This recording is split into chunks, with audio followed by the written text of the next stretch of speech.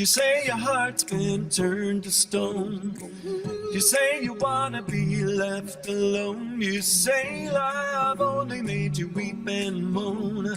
Let me tell you something that you know in your bones. Love is the water that wears down the rock. Love is the water that wears down the rock. Love is the power that won't be stopped. Love is the water that wears down the rock.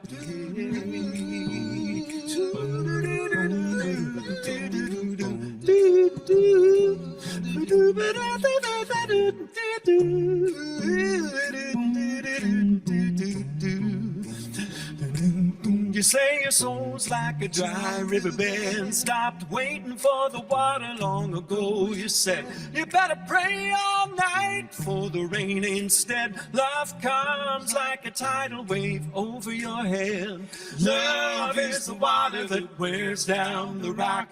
Love is the water that wears down the rock.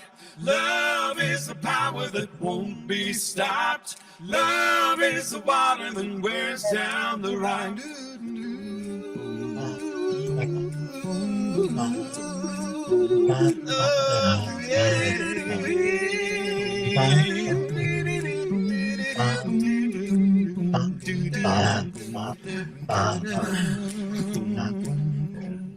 You say waiting for love takes too long, dulls a sharp mind, weakens the strong. Well, you may be right, but you may be wrong, 'cause love can make a mountain come tumbling down. Love is the water that wears down the rock. Love is the water that wears down the rock. Love is the power that won't be stopped. Love is the water that wears down the rock.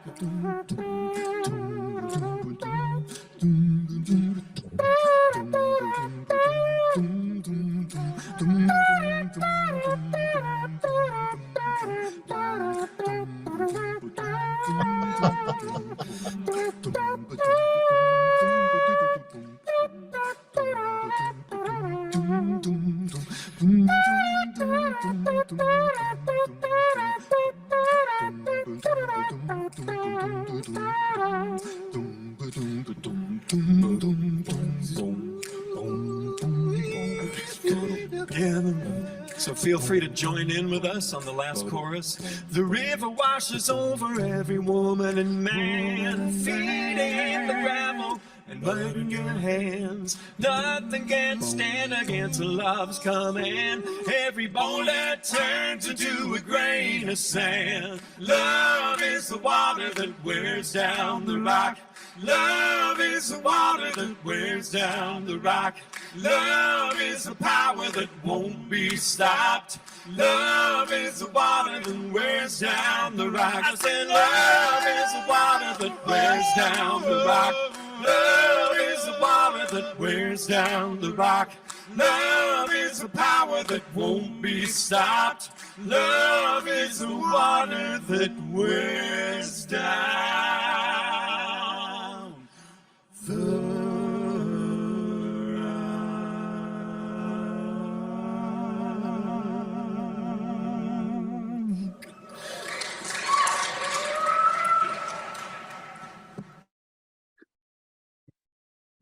Morning, everyone. Wow, that's a great way to start. Water. What can we say? It's water in the vestry. It's water all over. But I wanted to welcome you all this morning. And as we begin, we do want to acknowledge that this service, even though it's virtual, is being held by a community that gathers on the stolen traditional lands of Massachusetts, Pawtucket, and Wampanoag people. We want to pay the respect to these Indigenous people who lost their lives in the colonization of this land and recognize that these Indigenous tribes are still today facing violations of sovereignty, territory, and water. We also give thanks for the earth. We walk upon the waters, the life-giving plants, and all the earth creatures, as well as the winds, sun, moon, and stars. We can recognize this is just a first step in moving toward right relationship with Native peoples and healing of the earth. Good morning. Oh, wow. And welcome to the virtual First Parish Church of Stowe and Acton. As we always say, FPC to our members and friends. We are a welcoming and spiritual community. My name is Sharon Brownfield, and I serve as your president. If this is your first time with us, and great that you were able to find our Zoom link and join us. We will have you, please let us know in the chat, and Meg, our membership coordinator, will be happy to connect you with people and put you on our email list. Invite you to check out our website for news and information. And you can also send out, sign up there for newsletter and email alerts. We also have large print order of services, and we also can do captioning. So for those online who would benefit from having captioning, please know that you can turn it on. We will have coffee hour after this Zoom service, and so please stay and be able to chat with our members and friends. I also would like to draw your attention to the announcements in the order of service, as well as information about how to sign up in our email list and newsletter. A couple of announcements I do want to make that next Saturday will be a breakfast. Jeff will be holding a breakfast at our church, which would be on native plants. Should be very interesting. 11th hour bell ringing will be happening. And I'd like to turn it over to Meg, who will talk about a journey. Thank you, Sharon. Everybody hear me? Thumbs up? Okay, thank you. Well, I'm here to give a plug for our UU Journey classes. There are 4 of them, and they are on Wednesdays, starting this Wednesday from 7 o'clock to 9 o'clock. And then there are 3 more Wednesdays in February and March. No, not the week of February school vacation, if you have people in those places. So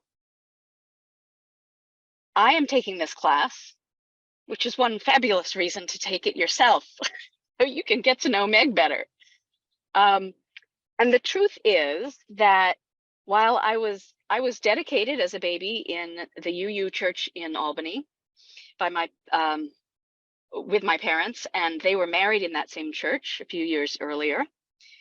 And I went to services as a teenager there. I did not take the religious education classes. And then years later, I attended the Arlington Street Church in Boston with my then girlfriend, Kimberly. And coincidentally ran into the minister, Kim Crawford Harvey, at our college reunion. Who knew? And so after a while, I asked her if she would marry us. And so Kim and I were married by Kim Crawford Harvey and continued to attend services there until we moved to Maynard, Mass. And we had a couple children, and they were shot out of cannons every morning. So they were not candidates for daycare. So unfortunately, even though we went and attended services at the Stowe Church, we had a hard time bringing the kids there. So one morning I woke up at 3 a.m. and something in me said, check your job postings. And I saw this job posting online and applied for it. And here I am working for the UU Church in Stowe and Acton. And a person I was working with at the time at the middle school in Maynard said, yeah, but isn't there no God in the UU church? What's that all about? How can you have a church without God? And how can that be a church? And I said, well, it has one of those pointy white steeples. And I couldn't really answer her question any better than that, aside from the things that I brought up about love and justice and congregating and gathering and being good people. And so the UU Journey class is an opportunity for me to actually be able to answer that question in a much better way. And I will be learning about the history of the UU Church in general and the joining of Unitarians and Universalists, and hopefully meeting some great people in our congregation. So if that sounds like something that any of you would like to do, you may have been a part of this church for years, but never explored the history of it. And I'm really looking forward to that. So thanks so much for your time. And we've already got a few people signed on. We're hoping to get a few more, and join us on those 4 Wednesdays, please. And you can email me or come by my office to sign up.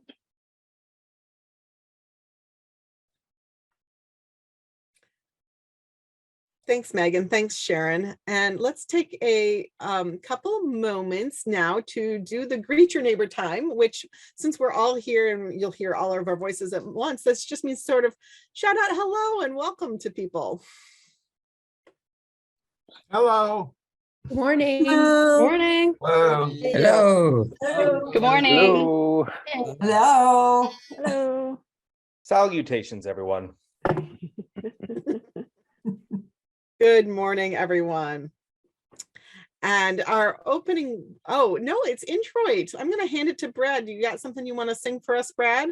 Sure, you can all join in from where you are. If you keep yourself on mute, or if you're on mute, it's fine too. We can take a couple of voices, but I'm just going to lead us in a song that we know well. The Introit we were supposed to do this morning was really for the chorus, and without the chorus, it doesn't make as much sense.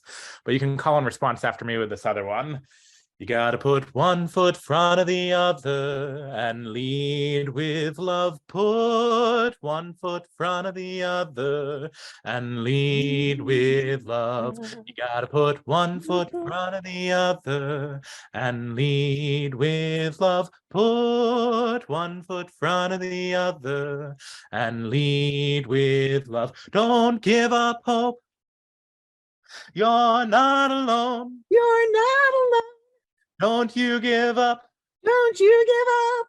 Keep moving on. Keep moving on. You gotta put one foot in front of the other and lead with love. Put one foot in front of the other and lead with love. You gotta put one foot in front of the other and lead with love. Put one foot in front of the other and lead with love. Oh, thank you, Brad. Our opening words today come from my friend Amy Carol Webb. Amy Carol Webb is right now also, in addition to her ministry, she's the executive director of the Southeastern UU Summer Institute, and which is where I got to know Joe Jangs and the folks in Brother Sun. Her words: we light this flame for the art of sacred unknowing. Humbled by all that we cannot fathom at this time, we come into the presence of what we do know, perhaps the only thing we can ever know, that love is now and forever the only answer to everything and everyone in every moment. And Peter is lighting my chalice back there. This is my chalice because he made it for me, but it was actually made by Peter during his metalsmithing days. It's shaped like a moon because Cynthia is the goddess of the moon.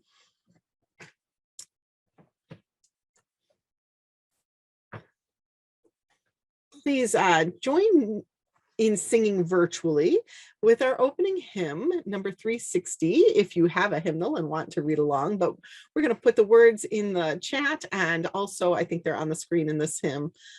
Here we have gathered.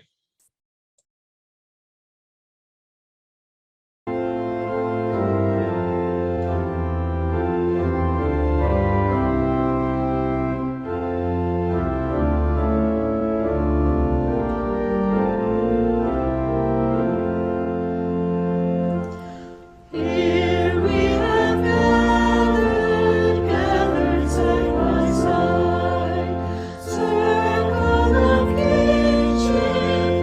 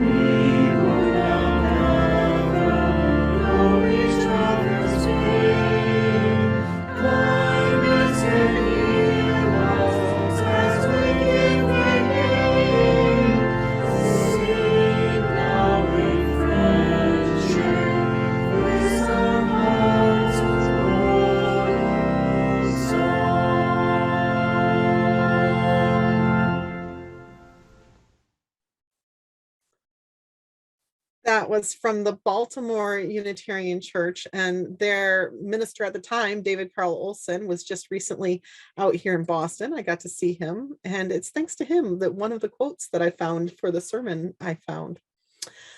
Our covenant words are in your order of service, and many of you know them by heart. Please join me in saying them. If you want to unmute and say them out loud with me too, that's okay. And then mute again for the affirmation, which Brad will lead in singing. Love is the spirit of this church, and service its law. This is our great covenant, to dwell together in peace, to seek the truth in love, and to help one another.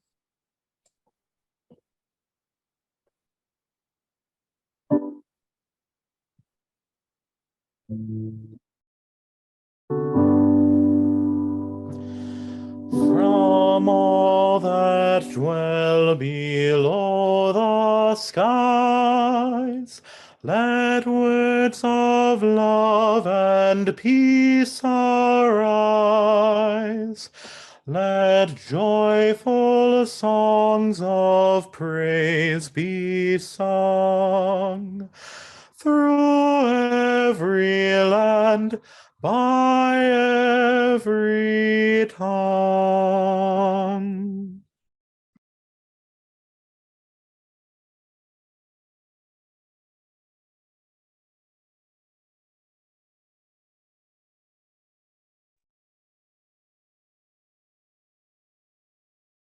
Am I up with the message for all ages?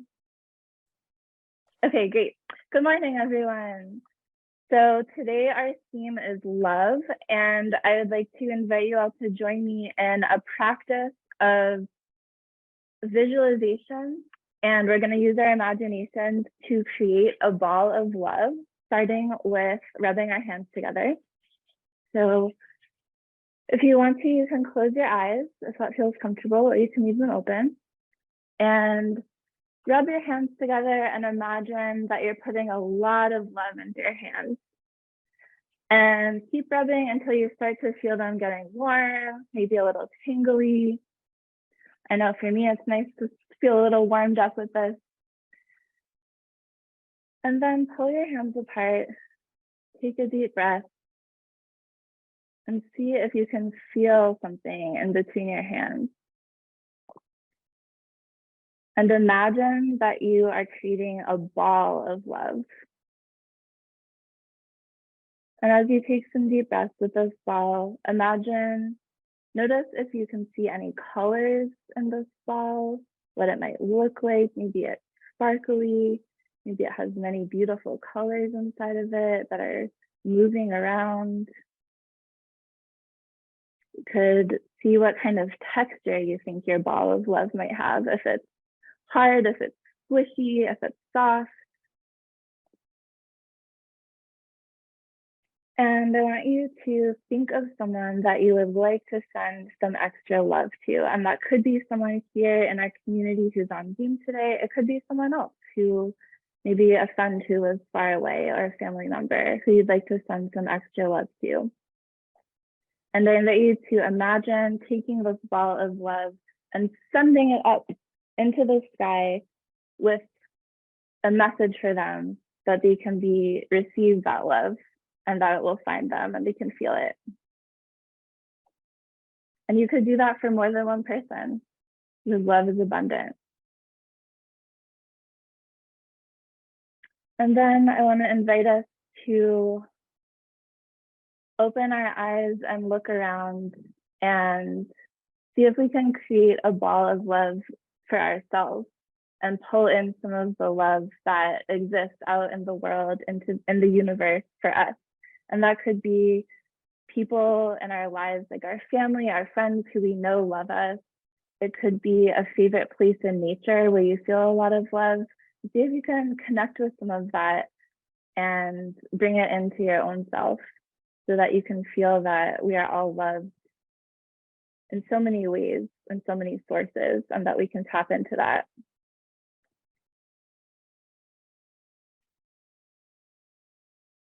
And just take another deep breath, noticing how that feels in your body, to pay more attention to the love that is always there, but that we're not always paying attention to.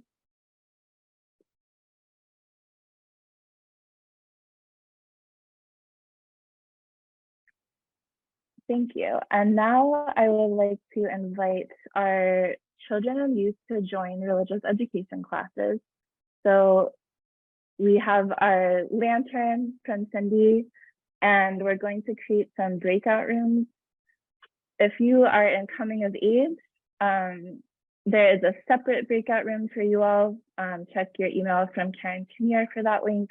Otherwise, we have Zoom classes today for pre-K through 5th grade. We're going to be in one breakout room, and we're going to be talking about loving ourselves. And we have our junior youth is going to be in another breakout room, finishing up our month on Islam. Right. So the way this is going to work is I'm going to launch the breakout rooms. All of you are going to get invitations for the breakout rooms. If you're not going off to religious education classes, just ignore them, close the window for now, and then they'll be available there again at the end of the service. You'll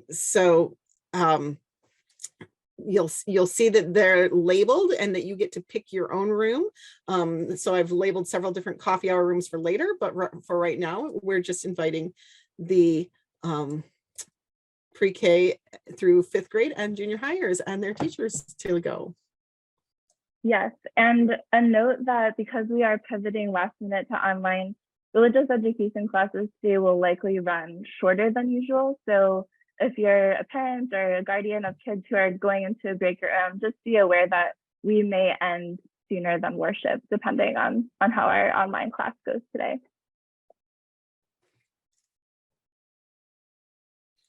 Thank you, Marissa. This is the time in our service next where we have joys and sorrows to share. And if you have a joy or sorrow to share, I invite you to unmute and share that joy or sorrow one at a time. We're going to begin with Marcia Rising, who's going to share those that we've received by email. If you're not yet on our lists and you want to someday send a joy and sorrow by email, it's just caring@fpc-stowe-acton.org. That's how. In that case, I close this time of sharing with these words. This is a sort of a prayer from our UUA president, Susan Frederick Gray. It's titled Holding Tyre Nichols and Black Communities in Love and Prayer, and especially because we begin Black History Month this week, I wanted to bring her words about this into our circle today. And I've excised half of it because it's a very long thing she's written. So if you want to read the whole thing, it's available on both the UUA's webpage and their Facebook page. On behalf of the Unitarian Universalist Association, I hold the family of Tyre Nichols in our love and prayers at this time of devastating grief and loss.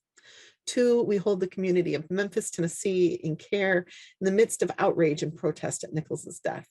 We also hold the Black community close to our hearts as recurring police violence triggers trauma, anguish, and our collective demand for justice.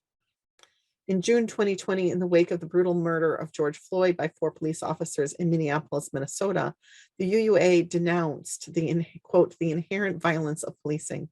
Police brutality is a symptom of white supremacy and anti-Black racism. And as people of faith and conscience dedicated to justice and liberation, we must name the truth. We must recognize that we will never know freedom until all communities are free of the threat of violence and death at the hands of police. In June 2020, I wrote, she continues, this is a time in our country when so many insidious forces seek to divide us and give us false and empty dichotomies that only lead to more destruction. We need to remember our Unitarian Universalist values in this time, to remember that we are one in creation, one in God, as our Universalist forebearers said. I renew that reminder today. UUs, including me, are in solidarity with Black leaders, organizers, and community members fighting for justice and for the systemic changes that will end police violence against Black people. This is an urgent moral crisis. We need to fundamentally reimagine public safety. We must take action now. I invite you to hold her words and the communities she spoke of in your hearts and in your minds. and send out that ball of love that Marissa talked about. Send it out to those communities and to our community for the joys and sorrows shared today. We send out love. We send out prayers of hope and healing and health.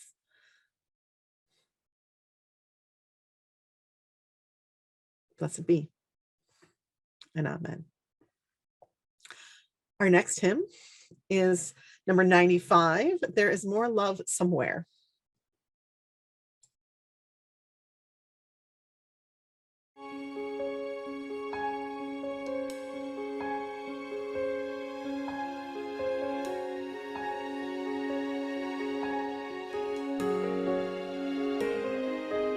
There is more love somewhere.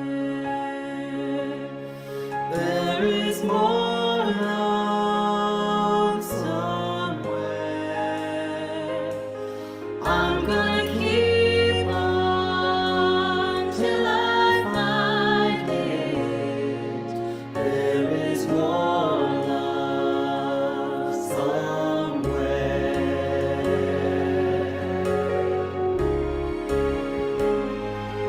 There is more hope somewhere. There is more hope somewhere. I'm gonna keep on till I find it. There is more hope somewhere.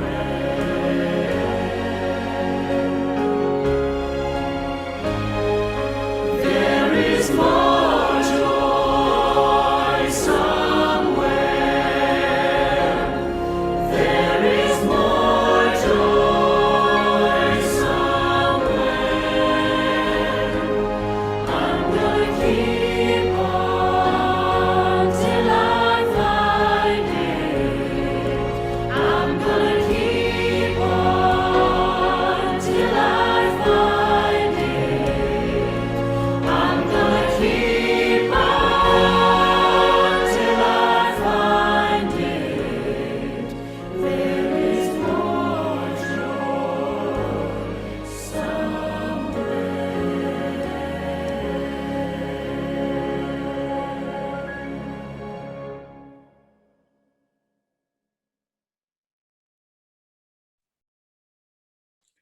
That was the UU Church in Brooklyn, the First Unitarian Congregational Society of Brooklyn. And I don't have any connection to them. And weren't they lovely and beautiful this morning to have music from? I just got a message from Brad that I'm going to add to the joys and sorrows that the church in Lynn is also having a rough morning. You all know the folks in Lynn a bit, some of you, because they have shared and are sharing again this year our Ferry Beach weekend. Brad's partner Crystal has been their frequent soloist over there for the last so long, and they also have had to evacuate. They had to evacuate after the service started. It sounded like in the first minutes because of a pipe and sprinkler issue. So we're not the only ones doing a quick pivot this morning and having trouble with our building in this cold snap here in Massachusetts. Our reading this morning is by Adrienne Marie Brown. Human's core function is love. When we are engaged in acts of love, we humans are at our best and most resilient. The love in romance that makes us want to be better people, the love of children that makes us change our whole lives to meet their needs, the love of family that makes us drop everything to take care of them, the love of community that makes us work tirelessly with broken hearts.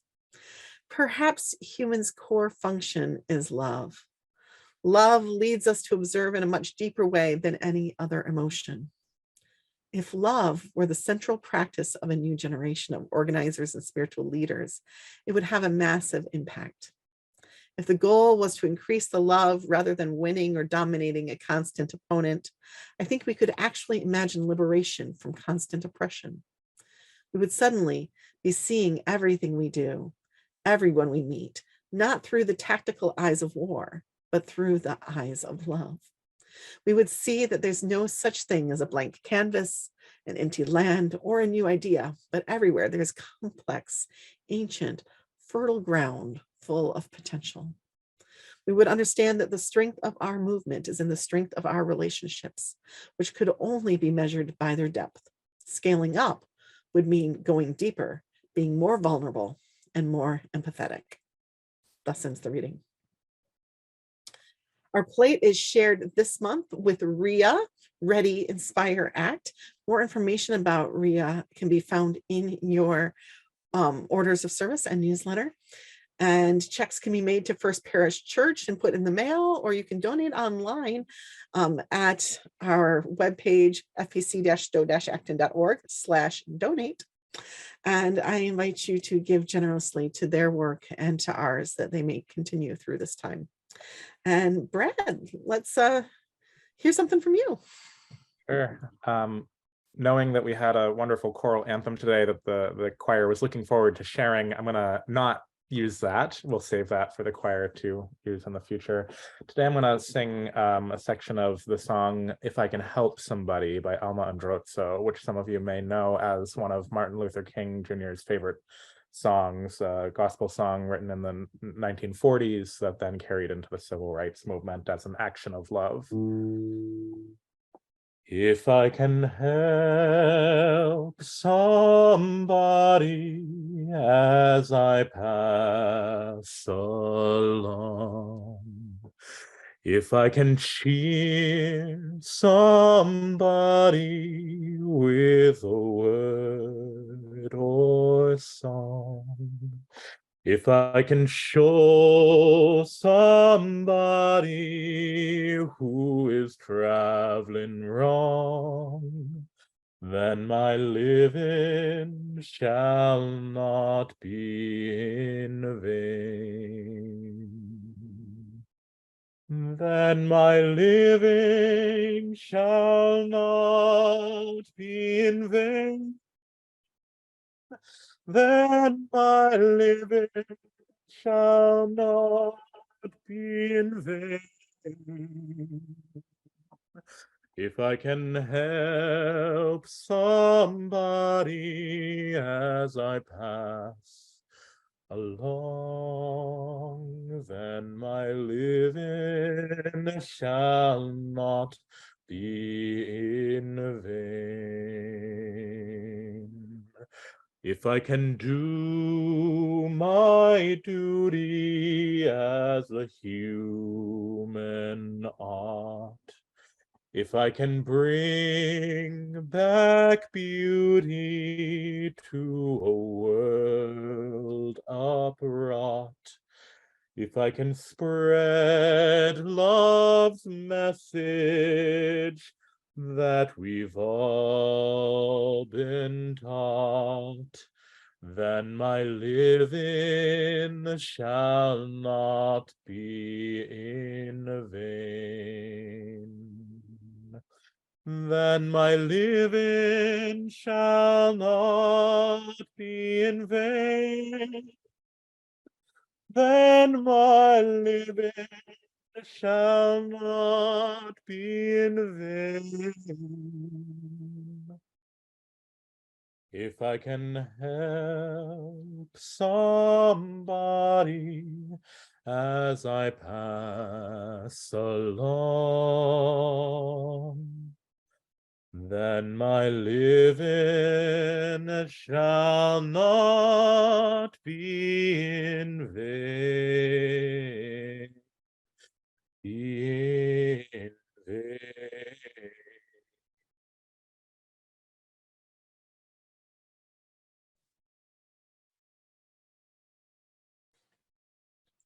Thank you, Brad. Last week, I talked about the proposal for changing our UU principles, which would put love at the front and center. The proposal says about love, we draw from our heritages of freedom, reason, hope, and courage, building on the foundation of love. Love is the power that holds us together and is the center of our shared values. We are accountable to one another for doing the work of living our shared values through the spiritual discipline of love. A couple of people in the larger UU world have said to me, or I've read places where they've said these things, that they find love so vague. What does that mean anyway, to put love at the center of our values? What is love? And so that brings me to the question of what is a theology of love? What is a love-centered faith? I've said before that there's a saying among UU ministers that we all really have one or two sermons inside us that we preach in different ways over and over again. And one of my cores is about love. So it was with great humor that I read this story from our UUA president, Susan Frederick Gray. And she says this, quote, "When my son was just 2 years old, I found him bringing all of his stuffed animals into the shower. And when I asked what he was up to, he said, 'It's a shower church.'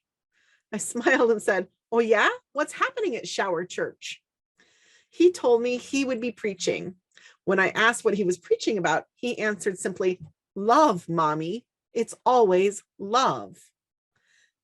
She continues, "There's an old saying that even the best preachers only have one or two sermons. We keep finding new ways to share them. We just keep finding new ways to share them." In that moment, I thought my son had clearly figured out mine. Definitely amusing, but not surprising to find another UU minister saying love is at the center of what they preach. I suspect we're far from alone in our ministry in this. Love at the center of faith ties back historically in Unitarian Universalism to how love was at the center of Universalism. In the first epistle of John, John says in chapter 4, verses 7 through 12, "Beloved, let us love one another, because love is from God. Everyone who loves is born of God, and everyone knows God. Whoever does not love does not know God, for God is love. God's love was revealed among us in this way. God sent his only Son into the world that we might live through him. In this is love, not that we loved God, but that he loved us and sent his Son to be the atoning sacrifice for our sins. Beloved, since God loved us so much, we also ought to love one another. No one has ever seen God. If we love one another, God lives in us and his love is perfected in us." That equation, that God is love and God sent his Son to earth because of his love, and if we know love, God is in us, forms the basis of Universalist thought. The Universalist side of our FPC's Stowe and Acton's church's heritage dates back to when Hosea Ballou came and preached in Acton, and a Universalist spirit began in the town of Acton that ultimately led to the founding of a church, that church that ultimately merged together with the Stowe church to become our church.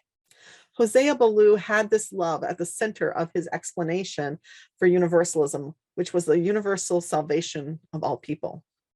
In his book, A Treatise on Atonement, he says, "There is nothing in heaven above, nor in the earth beneath, that can do away with sin but love. And we have reason to be eternally thankful that love is stronger than death." A favorite story of mine about Hosea Ballou is about how he was circuit riding here in New England, and he stopped at a farmhouse for the night. Here's the story as told by Reverend Linda Stowell. The farmer was upset. He confided to Ballou that his son was a terror who got drunk in the village every night and who fooled around with women, and the farmer was afraid that his son would go to hell. "All right," said Ballou with a serious face, "we'll find a place on the path where your son will be coming home drunk, and we'll build a big fire, and when he comes home, we'll grab him and throw him into it." The farmer was shocked. "That's my son, and I love him." Ballou said, "If you, a human and imperfect father, love your son so much that you wouldn't throw him into the fire, then how can you possibly believe that God, the perfect father, would do so?" Another story about Hosea Ballou is about a muddy child, where Hosea asks the parent if they clean the child so that they can love him when he's clean, or if they clean the child because they love him. The point being, again, that God's love isn't requiring you to be clean or free from sin. God loves you. And so God, who is all powerful, can clean you from sin. so God will. End of story. No hell required. The point is that God is love, as it says on so many Universalist churches, over doors or on walls or altars. God is love. So the ultimate Universalist theology is founded on this strong faith that God is love. And then universalism, universal salvation flows logically from there. If God is love, God will not throw us into eternal fire. And in 1933, Universalist Griswold Williams wrote a covenant that says, love is the doctrine of this church. The quest of truth is its sacrament, and service its prayer. To dwell together in peace, to seek knowledge and freedom, to serve human need, to that end that all souls shall grow into harmony with the divine. Thus do we covenant with each other and with God. The words are similar in time to and influenced perhaps by the ones written a couple of decades earlier by a Unitarian minister, James Villa Blake, which may be familiar to you. Love is the spirit of this church, and service its law. This is our great covenant, to dwell together in peace, to seek the truth in love, and to help one another. The fact that both a Unitarian and a Universalist minister each put love at the center and the beginning and the forefront of their covenants decades before the faiths merged shows that while it's clear love is the foundation of Universalist theology, it's also just as strongly there in Unitarianism. But now, in Unitarian Universalism, while some of us are theists, and there is God in UU churches in the hearts of many people, not all of us are theists, and not all are centered in God. So the equation that God is love doesn't explain what love at the center of our faith means to all of us. For me, as a humanist and an agnostic, it's aspirational. Love would be defined as the pure care for all of humanity's worth and care for the earth itself and all of its creatures, with a purity that is transcendent, an ultimate ethic of care for all living things that pervades humanity and thus the universe. For me, it's not so much that love is at the core of all things, that love is pervasive, that love transcends all things now or is underlying all things now, but that is our goal. Martin Luther King spoke often, paraphrasing the Unitarian minister Theodore Parker's words, of the arc of the universe bending towards justice. And then Barack Obama came along and said, in words that I just love, quote unquote, but here's the thing, it does not bend on its own. It bends because each of us in our own ways puts our hand on the arc and we bend it in the direction of justice. Now, if I was going to take the liberty, which would be great, to slightly change that based on my own theology, I would say that the arc of the universe is long, but it bends towards love. And justice is how we bend the arc. Love to me is an aspirational and all-encompassing prayer that our universe bends towards justice, bends towards peace, bends towards wholeness, towards equity and equality, towards all of these values and principles we put forward. And when they have achieved their perfect wholeness, then we have that perfect love pervading. Then we are at love. Now, other people would write that equation backwards and say justice is the goal and love is how we bend the arc towards justice. And I think in a way that's saying the same thing. Because whether it's in our law or our prayer, both of the James Villa Blake and the Griswold Williams covenants tie love being the center or doctrine or spirit of our church to being in service to the values of our faith, the first of which is love. So the sentence proposed by the Article 2 Commission, we are accountable to one another for doing the work of living our shared values through the spiritual discipline of love, is not just a rewrite of the covenants of this church and so many UU churches that have adopted those as their covenants. They adopted them not due to any pressure of the association, but because these words, starting with the word love, embodies our faith so strongly as individual congregations, filled with a diversity of theologies in our chairs and our pews, but centered and held together by love. The love is tied to justice in this way, lying at the core of our faith, is also expressed by many others. Here's Susan Frederick Ray on it. She says, an ethic of love lies at the heart of our UU faith. It reflects the core question, How are we to live? It calls to us courage to continually grow and learn and adapt in ways that foster love and justice. It is not a weak or sentimental love. It burns like the fire at the center of our chalice. It is fierce in a way that compels us to demand justice in our world, but also fierce in how it calls us to courageous conversations, to radical practices of welcome, compassion, forgiveness, and belonging. Susan Frederick Gray continues, let this love burn brightly in hearts and in all of our communities. May it be the energy and resilience we need to keep on loving, to keep on learning, to keep on showing up for each other and our neighbors in resistance to evil and in creating refuge from the trauma of oppression. The UUA board echoes this in their response to the Article 2 Commission, where they said, we see love called out as what demands that we be active in our justice work and justice making. We note in our hymnals that our hymnals contain many assertions of what we aspire to and what love can do and be. Let us build a home where love can dwell. Love will guide us, and we are answering the call of love among them. And the Article 2 Commission cites theologian Cornel West, who said, justice is what love looks like in public. Justice is what love looks like in public. And one more thinker who ties the concept of love and justice together is Coretta Scott King, who said, love is such a powerful force. It's there for everyone to embrace, the kind of unconditional love for all humankind. That is the kind of love that impels people to go into the community and try to, this is her continuing. That is the kind of love that impels people to go into the community and try to change conditions for others, to take risks for what they believe in. So in conclusion, there's a phrase I learned from my colleague, Joanna Fontaine Crawford. Joanna Fontaine Crawford was actually a board member at the time I was first in ministry at the first church I served, before she became a minister later on. And her phrase is this: love the hell out of this world. I'm going to repeat it because it's a clever phrase that takes on multiple meanings, all of them true. Love the hell out of the world. It means to embody the spirit of love so strongly that you push the hell out of this world and out of the next, if you believe there's a next one. And it means that love is something we must do strongly in this world.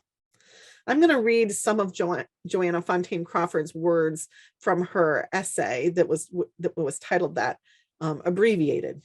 And if you want to read the whole thing, I highly recommend it. Joanna Fontaine Crawford, and Love the Hell Out of the World is the title. If you Google it, you'll find it. She says, to love the hell out of the world means to see with our hearts, fragile and unprotected, to accept that life is shattering and excruciating, to see the hell in the world, in a group, in a person, in a tear, to wade into it, armored for battle, but leaving our heart completely exposed because that is what we follow. The hell is all around, and we work in great passionate swoops and in slow plodding routines to put that extravagant love into action and remove all the bits of it from this world. Misery, ill health, disease, viciousness of greed in the face of want, voices that shout hate or whisper meanness, soul-eating addiction, humiliation, despair, injustice that curls up nastily, poisoning the spirit of the giver and receiver. But we do not flee. Bone-chillingly afraid we may be, but we step forward. We are the only form love will take, and the work is ours to do. She continues, our mission, our job, our mission is to take all of that love, all of that overflowing, passionate, undying agape, and train it on the hell that exists in this world. We are Unitarian Universalists, from one source to one destiny, here to love the hell out of the world. That's the sum of it, my friends. Our covenant, the heart of our faith, calls us to do that. Love the hell out of the world. May it be so. Our closing hymn is love will guide us.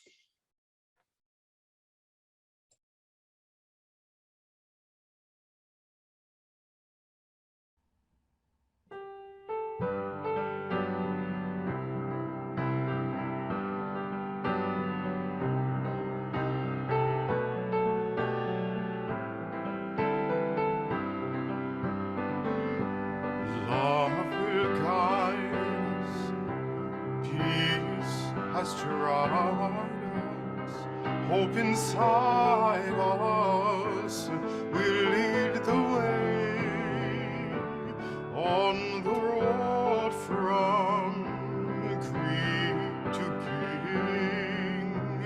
Love will guide us through the hot night.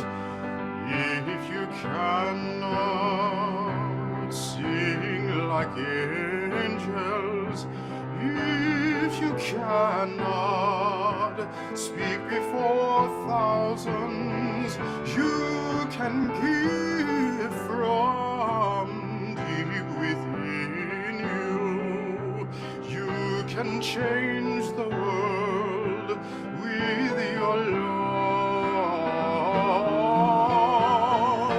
Love will guide us, peace has tried us, hope inside us will lead the way on the road from greed to giving.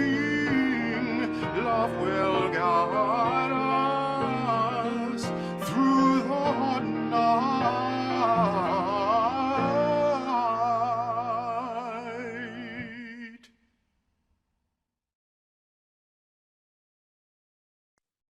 That was Glenn Thomas Rideout, the music director in Ann Arbor, who I worked with many times when I was in Michigan, and a wonderful musician. Our benediction words are by Rebecca Parker, who was president of Star King School for the Ministry for many years, one of our 2 UU seminaries.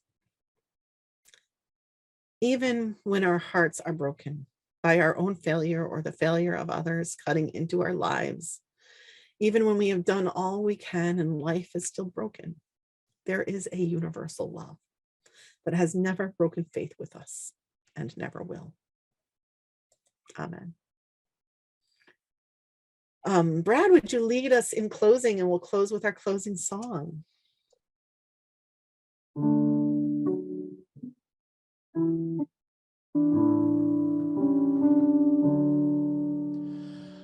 Peace be with you till we meet again. As life lays its task before you, keep love's banner floating o'er you. Peace be with you till we meet again.